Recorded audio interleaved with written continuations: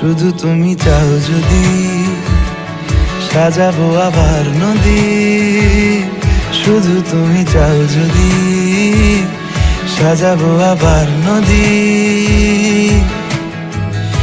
এসেছি হাজার বারণে শুধু তোমারই জন্যে, শুধু তোমারই জন্যে। গুড মর্নিং বন্ধুরা, সবাই তোমরা কেমন আছো? নিশ্চয়ই তোমরা সবাই খুব ভালো আছো আর আমিও ভালো আছি। অনেক ভালোবাসা দিয়ে আজকের ব্লগটা স্টার্ট করছি। আজকে আমি সকাল সকাল চলে এসেছি বেলেঘাটা লেকে, মানে সুভাষ সরোবরে।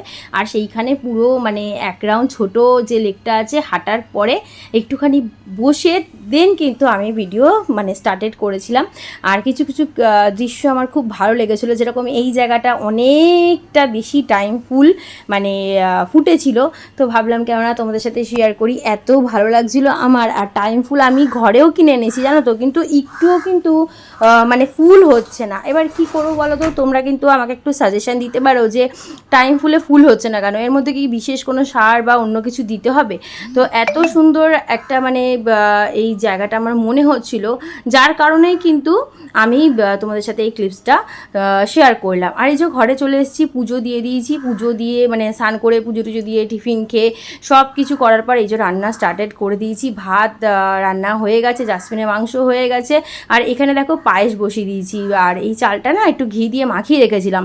এটা আমি শিখেছিলাম আমার একজন মানে স্টুডেন্টের বাবার কাছ থেকে। সে বলেছিল যখনই পায়েসের চাল মানে ধুবি তারপরে কিন্তু একটুখানি ঘি মাখিয়ে রাখবি, তাহলে কিন্তু মানে পায়েসটা খুব সুস্বাদু খেতে হবে। আর বিশ্বাস করো ঠিক তাই হয়।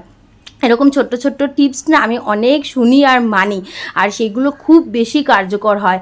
মানে প্রত্যেকটা মানুষের কাছে কিন্তু শেখার মানে আছে, সে ছোটো হোক বড় হোক যেই হোক না কেন, আমি প্রত্যেকটা জিনিস থেকে কিছু না কিছু নিজের মানে নিজে কিছু শেখার চেষ্টা করি। তো দেখো এই যে বক বক করছি আর পায়েসটাও হয়ে গেছে। তো আজকে দেখো আমারও জন্মদিন না, মেয়েরও জন্মদিন না, রঞ্জিতেরও জন্মদিন না, কেন পায়েস হচ্ছে রান্না, এটা তোমরা ভাবছো।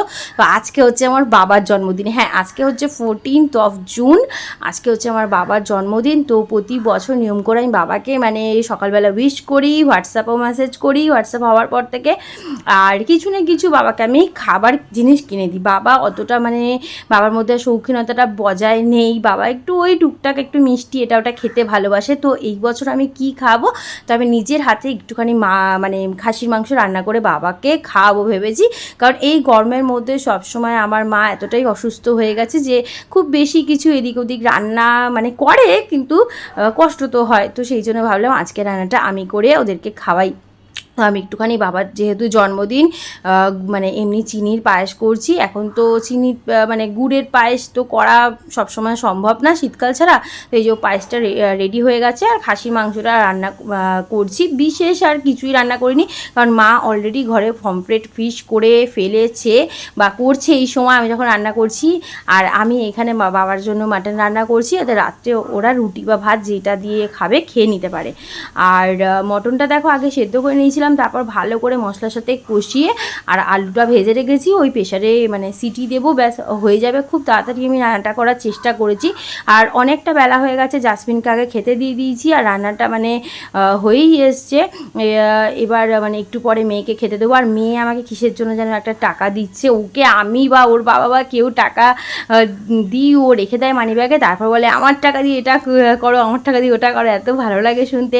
আর এই দেখো মাটন রান্না হয়ে গেছে। তো একটু বেশি করে আলু দিয়েছি, কারণ একসাথেই রান্না করেছি, আমরাও দুপুরে কিছুটা নিয়ে খাবো আর ওদেরকেও পাঠাবো। আমি ভাতের পরিমাণ অনেক বেশি কমিয়ে দিয়েছি। এমনি তো আমি ব্রাউন রাইস এনেছি খাচ্ছি, তার সাথে শশা খাচ্ছি। আমি ওয়েট লস জার্নি স্টার্টেড করে ফেলেছি। তো যেটা তোমাদের সাথে বলছিলাম যে কিছুদিন পরে শেয়ার করবো। এখনই আমি দেখো ভালো মন্দ বলতে পারছি না, আমি আগে ইউজ করিনি তারপর জানাবো। আর এই ফ্যানটা আমাদের ঘরে এসছে। আর আমি দেখো সব কাজবাজ ছেড়ে ওদেরকে খাবার টাবার সব দিয়ে মানে মাকে দিয়ে আমি অফিসে চলে এসেছি। প্রচণ্ড গরম পড়েছে আর একদম ভালো লাগছে না, এত গরম পড়েছে। আর মুখ চোখের অবস্থা দেখেই বুঝতে পারছো, মানে সবে আমি অফিসে এসে বসেছি।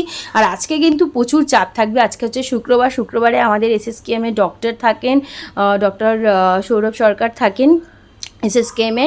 তো প্রচুর আজকে চাপ হয়, তো আজকে মানে এই সময়টা তো একদম ঝটপট করে কেটে যাবে। আর এইটা হচ্ছে রাত্রের সময়, এখন মানে 10টা 15 বাজে। আমি বাড়ির মানে যে পাড়ার মধ্যে ইন করেছি, আর মনে হচ্ছে চলে যেতে পারছি না, গরমে মানে অস্থির হয়ে যাচ্ছি। ছোট্ট একটা ব্লগ শেয়ার করলাম, টাটা।